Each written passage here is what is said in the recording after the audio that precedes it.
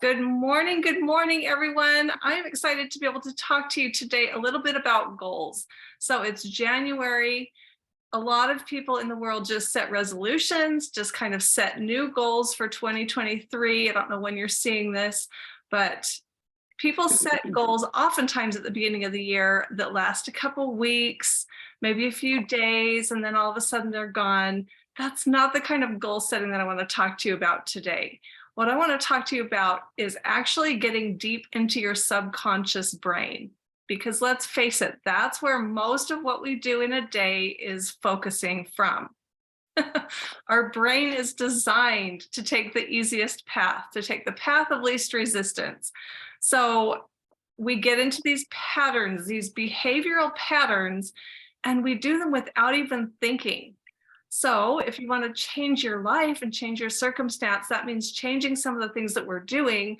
We have to literally go back and change it at the subconscious level, because otherwise we're just going to keep getting more of the same by doing more of the same.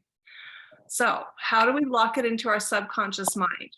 It's a proven fact that writing your goals is more important and more helpful and more impactful than just thinking them, speaking them to others, actually visualizing them. There's so many things that we can do to make those goals pop and come alive.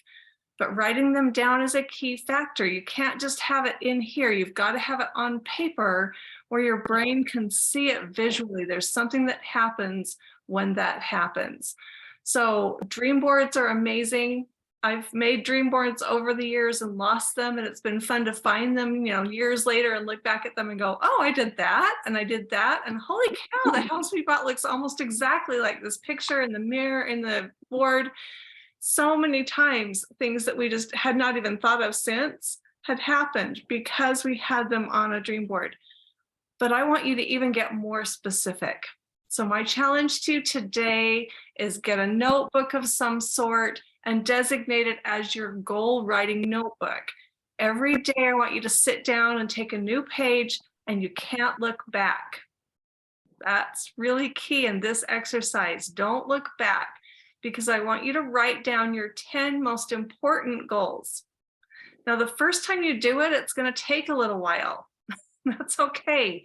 You might have to think about it for a bit. What are your 10 most important goals?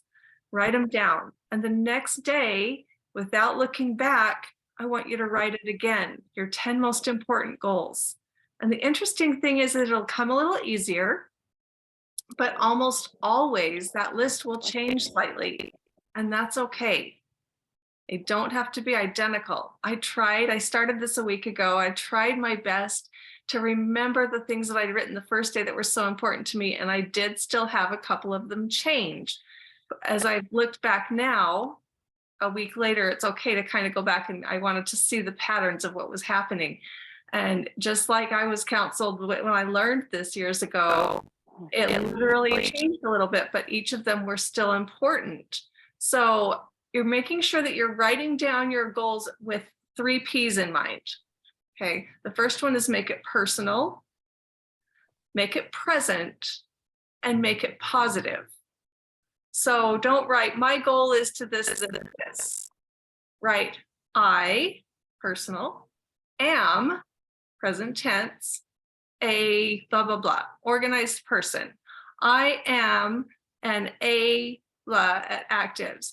I am something, right? So it's a positive goal, but written in present tense and personal tense. So you should have a bunch of I am statements when you get done. 3 P's. If you want to put a deadline on some of them, your mind loves a hard stop. There's something in our subconscious brain that when we have a hard stop in mind, that it's all hands on deck on that internal subconscious brain. It's going to figure out how to align everything in your life and try to get everything in place so that you can accomplish that goal. Now, that hard stop is not designed to be a stressor in your life. So understand that you can change it if you need to.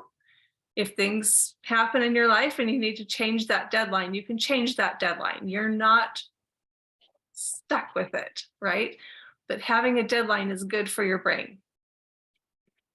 In the beginning of this, you might have some pushback from your subconscious brain because it's going to have some disbelief. you're telling me this, but our whole life we've done this, right? It wants to take that easiest path. So it's really important that we're doing the daily writing. In fact, sometimes I'll do twice a day just to get it really ingrained in my brain and make sure that I'm giving it that overwrite so that I'm not falling back into old patterns, that I'm not falling back into the patterns of behavior that I've been doing, that I'm getting that new line of behavior, that new line of belief and thought. So sometimes it's helpful to come up with a few plan of action points. So if you come up with 3 plan of action points for a goal, it will sometimes help you. So let's say that you want to become more of a completer, right? You're good at starting tasks, but maybe not finishing them. And sometimes you push off your important things to the next day, and you get done the normal mundane stuff. You got the laundry done, and you got the house dishes done and some things, but you didn't get done the big goal that you really wanted to have goal. So maybe the 3 action points that you could write would be, I plan every day in advance the night before. Again, it's personal, it's present tense, and it's positive. I plan every day in advance. I focus first on the most important thing on my list. And third, I complete the most important thing before getting distracted by other things in my life. So those might be 3 points that you could make to help you reach a goal. Now it's going to be specific to your goal. So this is just an example, but hopefully that will help you. They've found that it's best to do the writing either first thing in the morning or last thing at night. And those things accomplish different things. So if you do it first thing in the morning, you're programming your subconscious brain to think that way throughout the day. If you're doing it last thing at night, you're actually programming your subconscious mind to be able to process on it all night long while you sleep. That's when your subconscious is at its best, because it doesn't have you getting in the way. It doesn't have you getting distracted by this and that and this and that, which we all have millions of distractions in our life. So it's important to figure out what is going to be best for you. Are you best to do it in the morning? Are you best to do it at night? Either is fine. And like I said, sometimes I actually do both because I want both impacts. I want to set my day, and I also want to program it for the nighttime so that it's programming and helping rewrite that during the night. Guys, it's so important to write goals. So oftentimes we go through life and we get caught in life. And it is a fast flowing river. It will literally take us and run with us. And if we don't have a course set, sometimes we end up at a different destination than we wanted. So it's important to know what you want to accomplish. Do you know that you can accomplish anything that you want to? There's 24 hours in a day. We've all been given that same present, that same gift of 24 hours. Some people figure out how to pack it full of amazing things. They're philanthropists, they're writing a book, they've got 4 businesses that they run. They're, going and speaking with the president. They're doing all these amazing things. And some people get up and they get their dishes done and they might get a shower in, and then it's time to go back to bed. Same 24 hours. It comes down to planning. It comes down to directing our life in the way that we want it to be. I'm not saying one is more right than the other, but it's important to think about, okay, what am I going to want when I get to my deathbed someday and I look back on my life? Will I have regrets that I wasn't a better sister, that I wasn't a better friend, that I wasn't a better this or that? Will I have regrets that I didn't build my business, that I didn't ever do the steps that needed to be able to become a success and be able to leave that legacy behind me? Would I have regrets that I didn't write a book that was on my radar, or whatever it is that's on your want list? What do you want to accomplish in this life? And make sure that the list is representative of the now things, the long-term things, the personal growth things, all the things that you want your life to be. And when you can take and write it out every single day, try it for 30 days. See what happens with your life. And I bet that it will blow your mind how different it will be 30 days from now. This is going to help change your subconscious mind and turn it not only into positive thinking, but eventually it's going to turn it into positive acting.